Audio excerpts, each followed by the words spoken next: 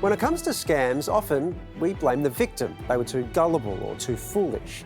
And victims often feel too ashamed to share what's happened. Now they're being encouraged to tell their stories for Scam Week as Aussies lash out at the scumbags who conned them. You useless piece of human excrement. I bet you sleep like a baby. I want to tear the flesh off your bones. These are real victims leaving real messages for the criminals who scammed them. Mate, you should have both your hands cut off. Get a life, Bozo. Jeez. You thieving bastards. And although all too often it can feel as though we're screaming into the void, I hope you suffer with violent diarrhoea, stuck in traffic, with frequent sneezes. this Scam Awareness Week, scam victims are being urged to speak out. I received a phone call saying, this is the NBN. I was looking on Facebook Marketplace for a games console for my kids. The scammers took pretty much everything out of my savings account, which was $20,000. I felt like my privacy was invaded. Now this stranger has my details.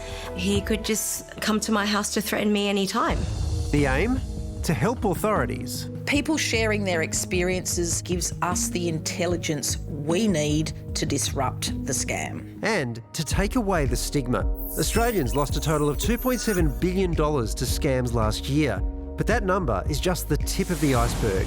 30% of victims never report what's happening to them, to anyone. People feeling shame is a significant factor in underreporting. I felt very violated.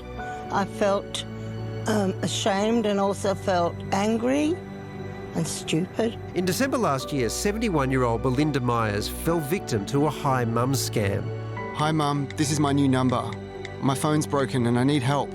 She lost $15,000, her life savings. Scammers are great at working out the very best of us and using it against us. Now Belinda is one of those speaking up, hoping that by shedding the stigma, she can spare others the same fate. We are live from the lands of the Kulin Nation and Belinda is with us now. Belinda, it's good to see you. This is the first time you've told anyone other than your family about this. What's made you decide to speak out? I'm nervous, but I'm glad. I appreciate that I'm grateful that people are interested to hear what happened because so many people are getting scammed. If I could just help someone not get scammed, that would be worth it. Here's hoping, because there are so many who've been in your situation, Belinda. That's the thing. I know you were the victim of a Hi Mum scam. Tell us the story. Tell us what happened to you. I always said, I'll never get scammed. And then it was about 10 p.m. on the night time and I was asleep and the message woke me and I thought it was from my son who lives in Melbourne. I just have one son. And it just sounded like, the message just sounded as if it was from him and I didn't even think.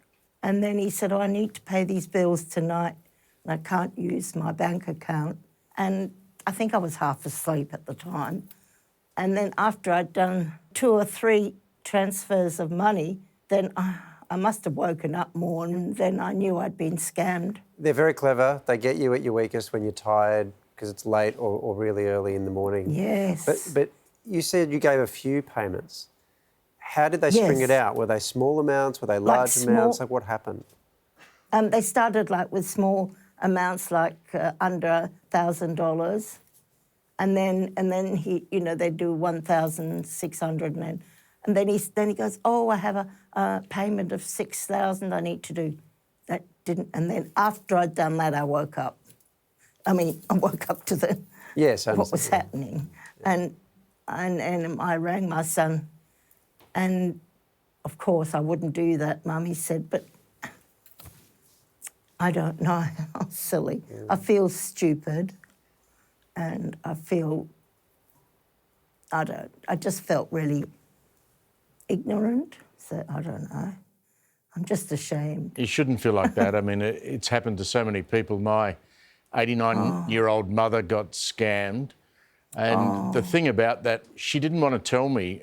How hard was it for you to tell your son what had actually happened to you? It was It was very hard to tell him. He was upset for me, obviously, but I've only told some of my family. I haven't even told all of them, and no one else. No, I'm just embarrassed. It was all I had saved left to see. I wanted one more time to see my family in America, and I'd kept this money from my inheritance from my late mother for that. It's such a cruel thing to do to anybody. I mean, Belinda, there's someone watching this who's been a victim, and I mentioned my own mother. What would you say to them? Firstly, I'm so sorry too, because I know how they feel. And your poor mother, that's terrible. And the best thing to do is try and, obviously, you've got to speak to your bank, but tell the police or I tried all that, all the different things like that. And then I wrote to you, your program, and then you kindly got in touch with me.